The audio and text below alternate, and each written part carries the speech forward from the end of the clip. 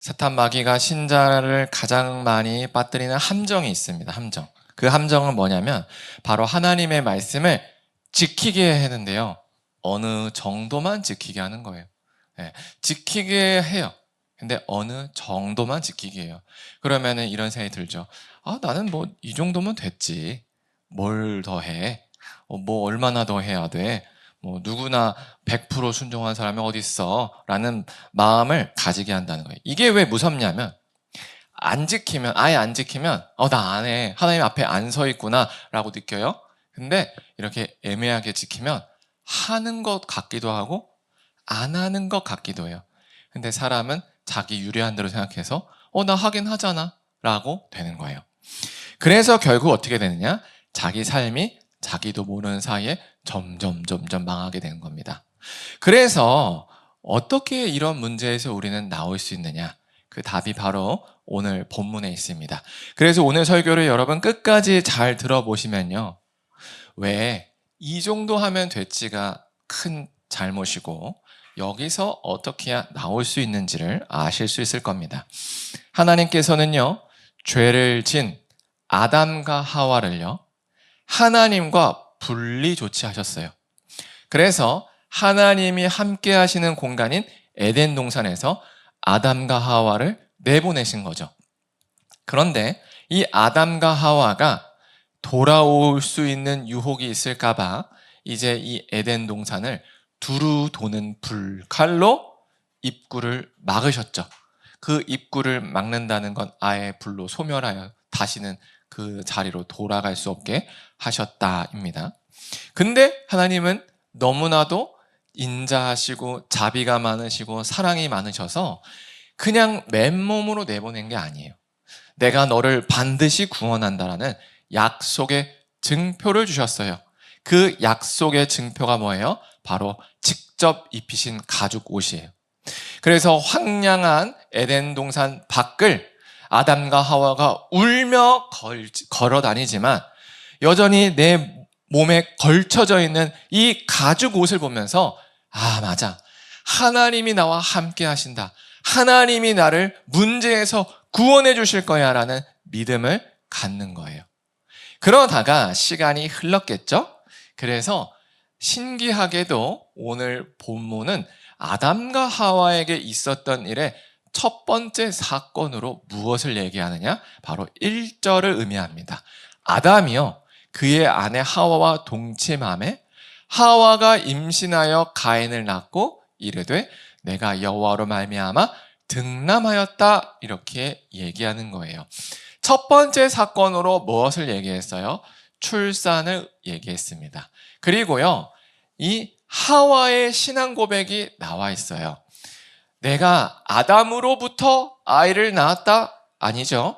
여호와로 말미암아 내가 아들을 낳았다라고 신앙을 고백하는 거예요.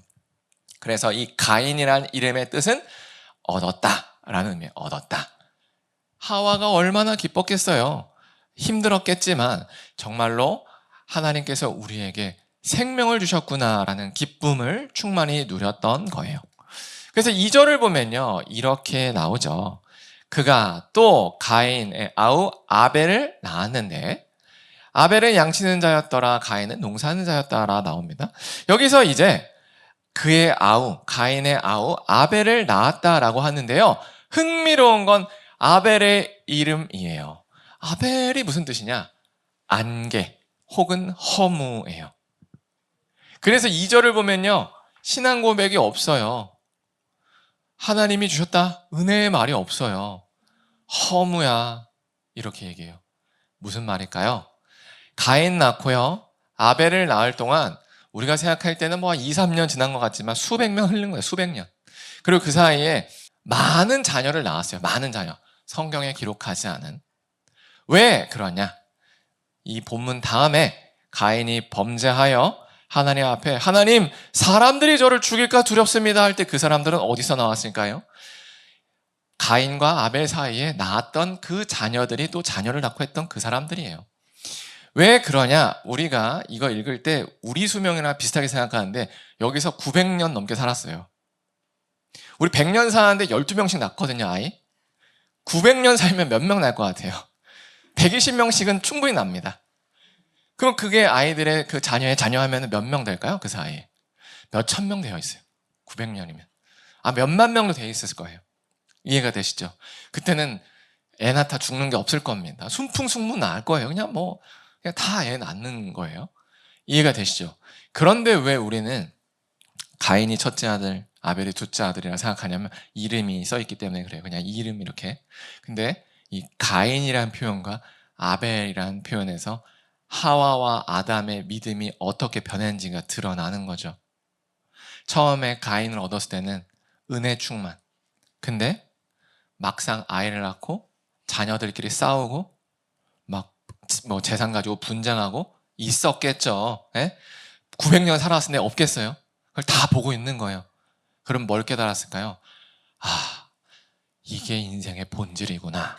그게 뭐예요? 허무예요. 아담은요, 맨날 900년 수고해. 죽음이 은혜입니다. 여러분, 900년 일해야 돼. 이해가 되세요? 그러니까 이걸 느낀 거예요. 하나님 밖의 인생은 고통과 허무구나. 이걸 깨닫고 그제야 아들의 이름을 아벨이라고 지은 거예요. 에덴 동산이 그립다. 이게 담겨 있는 거예요. 이 아벨을, 그러니까 가인 낳고 바로 낳은 게 아니란 얘기예요. 정말로 가인 낳고 이거저거 인생을 살아보니까, 와, 에덴 동산이 이런 거였구나. 하나님 밖에 이런 거였구나.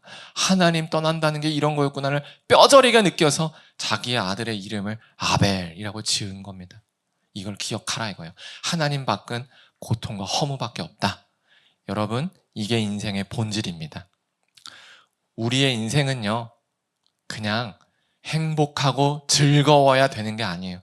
우리는요, 고통과 허무라는 바다에 풍덩 빠져 있는 존재예요. 바다에서 물을 안 묻힐 수 있어요?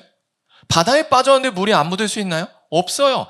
바다에 빠지면 물이 묻는 게 기본 값이에요. 우리는 고통과 허무라는 바다에 빠져 있는 존재예요. 그런데 우리가 감사할 수 있는 건 그 고통과 허무라는 바다에서 늘 누가 우리를 구원해 주죠? 바로 하나님이 구원해 주는 거예요. 그게 우리의 신앙생활이에요. 근데 많은 성도님들이 신앙생활에 대해서 오해해요. 내가 뭔가 말씀을 많이 읽고 기도를 많이 하고 봉사하고 헌금하고 뭔가 하나님 앞에 바른 모습을 하면요, 내 인생에 고통과 허무라는 환경이 없어질 거라고 착각해요. 근데 이 세상은요, 고통과 허무 바다예요.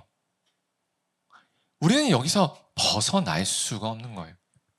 그러나 세상 사람들과 우리와 다른 거는요, 우리는요, 그 바다 가운데 우리가 둥둥 떠다닐 수 있는 바로 구원의 방주를 타고 있다는 거예요.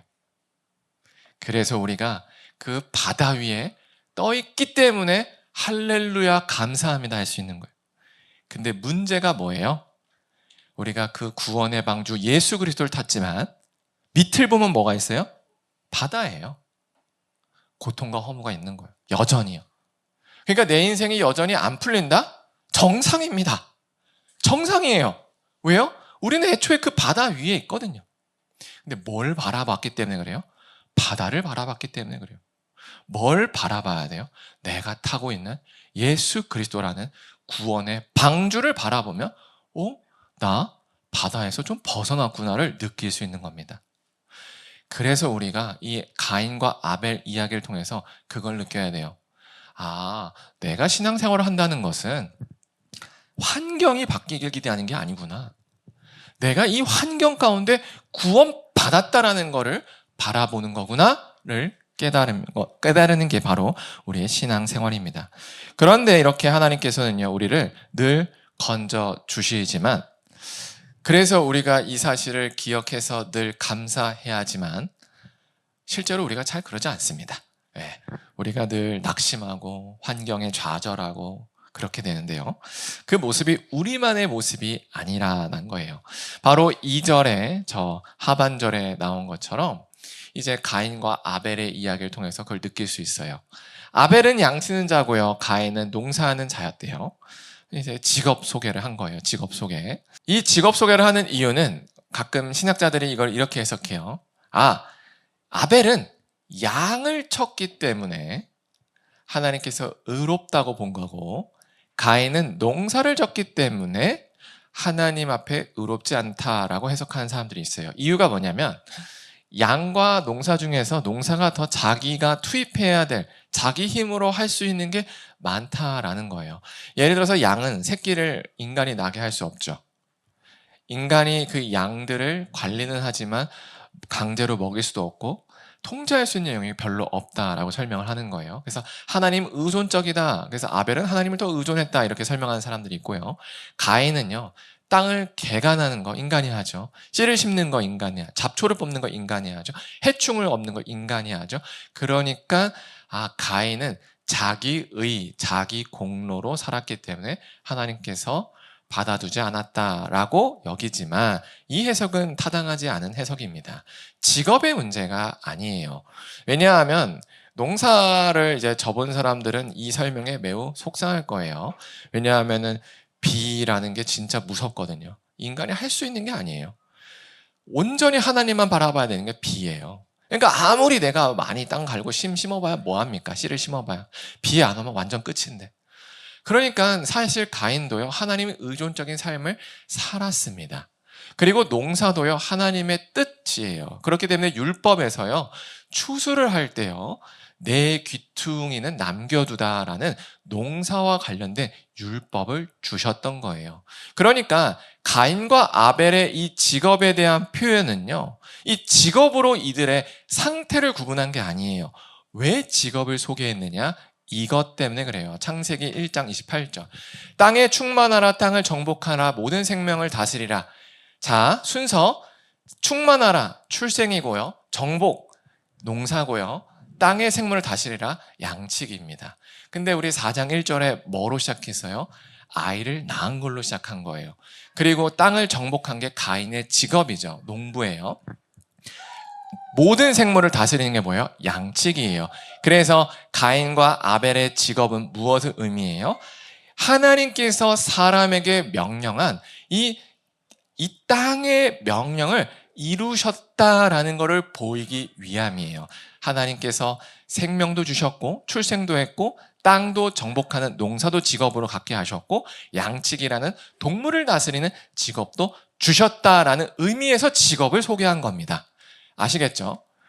그런데 이제 스토리가 시작되는 거예요. 세월이 흘러버렸어요. 그래서 가인은 땅의 소산으로 제물을 삼아 여호와께 드렸고요. 아벨은 자기도 양의 첫 새끼와 기름을 드렸다라고 얘기해요. 그래서 우리가 이걸 보면서 이 세월이 지난 후회를 10대에서 20대 정도로 생각해요. 그 이유는 저 양의 첫 새끼라는 단어 때문에 그렇게 오해합니다. 뭐냐면 제사를 첫 번째 드리는 모습이라고 생각을 해요.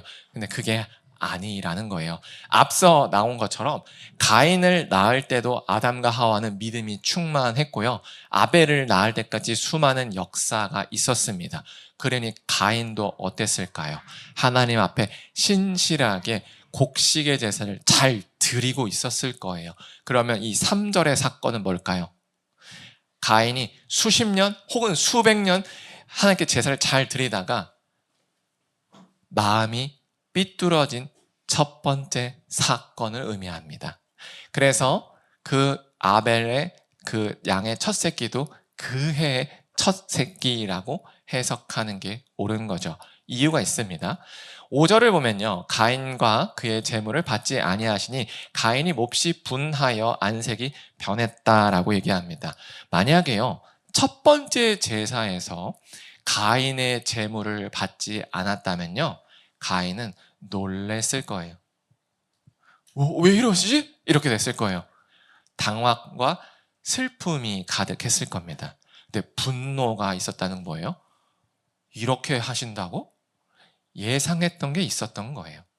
그건 뭐예요? 과거의 경험치가 있었다는 겁니다. 과거에 내가 열심히 곡식으로 첫 열매를 들여왔던 거예요. 그런데 이런 생각이 드는 거죠. 아니, 이렇게 제사를 지낸다고 딱히 달라지는 것도 없네.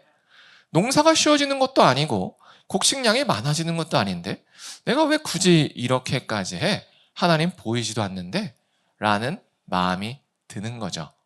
그때 누가 찾아왔을까요? 가인의 엄마에게 찾아왔던 사탄 마귀가 가인에게도 찾아왔겠죠. 그래서 맞아. 하나님은 없어. 너 이거 몰라 하나님이라고 거짓말을 했을 거예요. 가인, 너 충분히 했어. 너 그 정도면 하나님도 양심이 있으면 알 거야. 너 수백 년이나 제사 잘 드렸다 이거예요. 가인은 그 사탄 마귀의 유혹에 탁 붙잡힌 거예요. 그러니까 아 맞아. 이거 뭐 알겠어? 하면서 그냥 대충 곡식을 모아다가 드린 거예요. 근데 옆에 있던 아벨은 어때요? 그렇지 않았어요. 아니야. 하나님이 우리의 주인이고 새끼도 주시고 다 했잖아. 아빠 엄마가 알려줬잖아. 에덴 동산도 있었잖아. 신뢰한 거예요. 아벨도 이때 나이가 아마 몇백 년 살았을 겁니다. 하나님을 신실하게 믿는 사람은요. 시간이 흘러도 그 마음을 꾸준히 유지합니다. 하지만 가인처럼 자기의 의, 내가 했잖아. 이 정도면 됐잖아. 가인은 감사함으로 한 게 아니죠. 하나님의 구원하심과 하나님의 함께하심에 감사해서 한 게 아니에요. 내가 무언가를 얻어내는 것을 목적으로 한 거예요. 그러니까 마음이 달라진 겁니다. 그 결과 어떻게 돼요? 하나님이 받아주지 않았다라는 거예요. 우리도요, 이 사실을 진짜 잘 기억해야 돼요.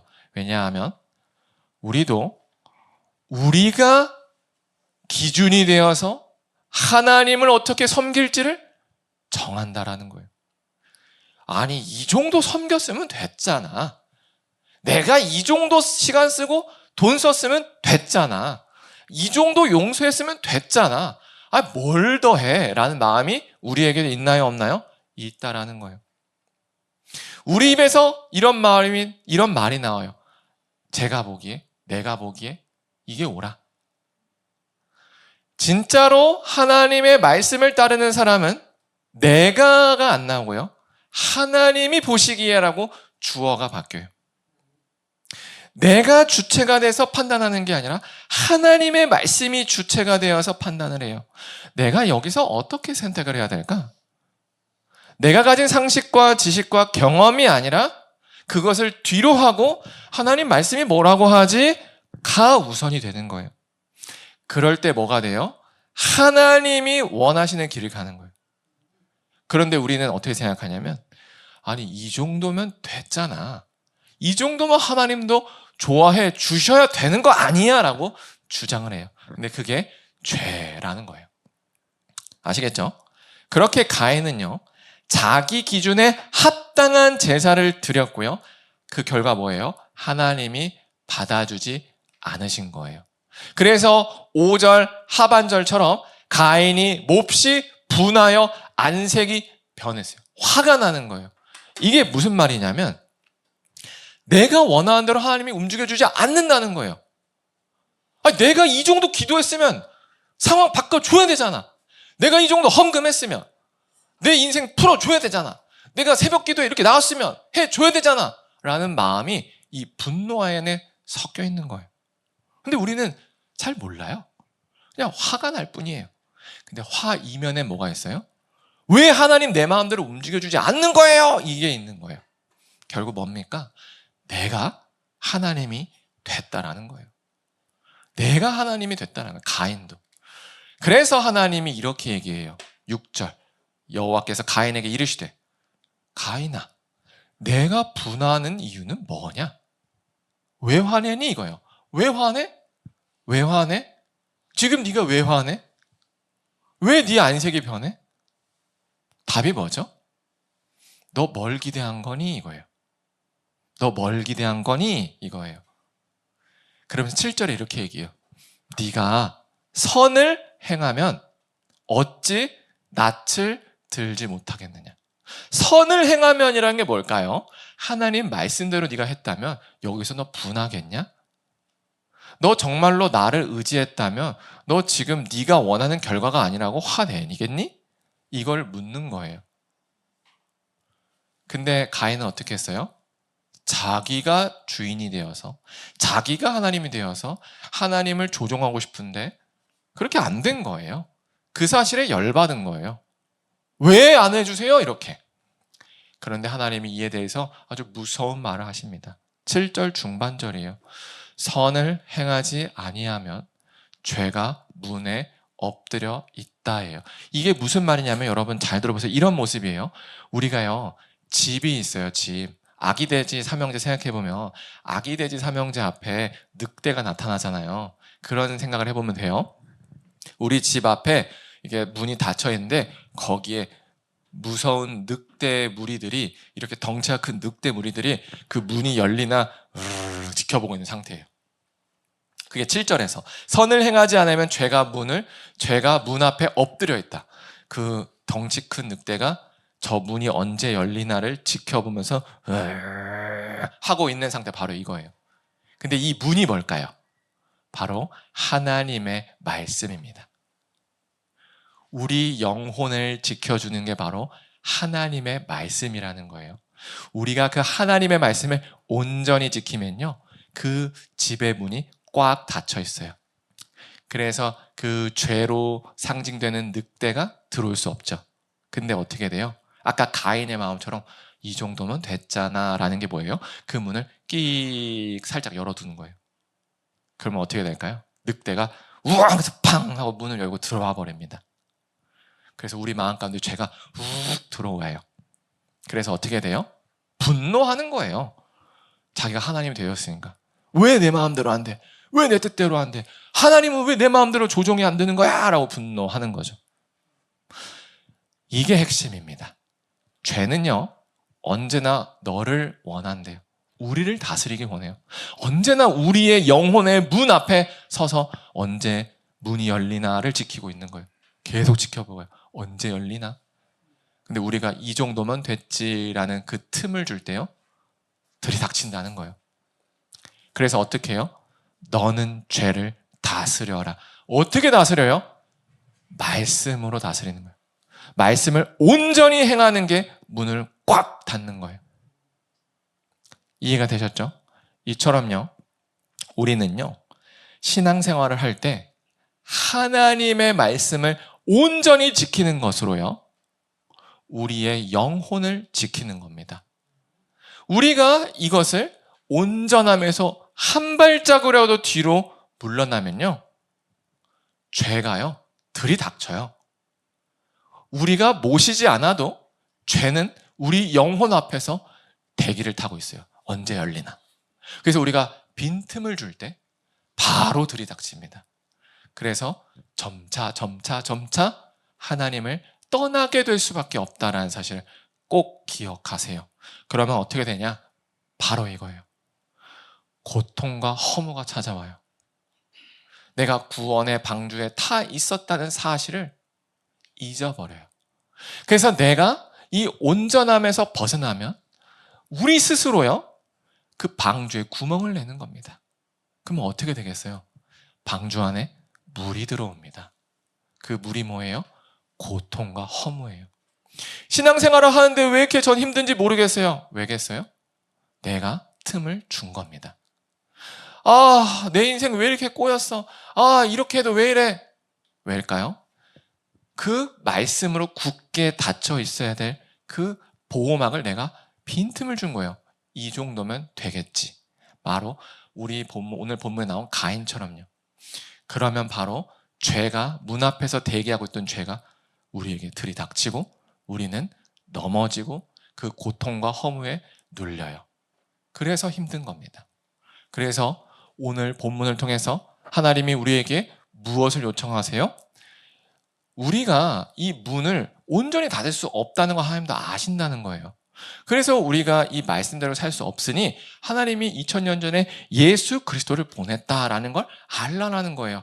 우리는 저 의의 문을 닫을 수가 없는 거예요. 그래서 예수님을 보내셔서 내가 그 문을 대신 닫아줄게. 그러니 너희는 나에게 맡겨라는 거예요. 뭐냐면 하나님은 우리에게 순종하라고 요청하실 때 순종할 수 있는 능력도 주세요. 근데 우리가 그 순종의 능력을 요청을 안 하는 거예요.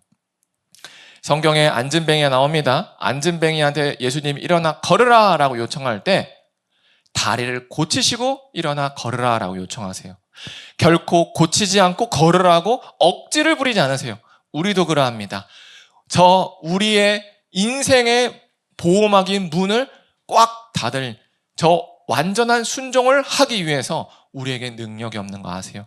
그래서 예수님을 보냈고 그 예수님의 약속대로 수고하고 무거운 짐진 자들아 다 나에게 오라 내가 너를 쉬게 하리라 약속했던 그 약속대로 하나님 저요 이렇게 말씀대로 누군가를 용서하고 하나님 말씀에 집중하고 하나님께 뭔가를 하려고 하는데 잘 안 돼요.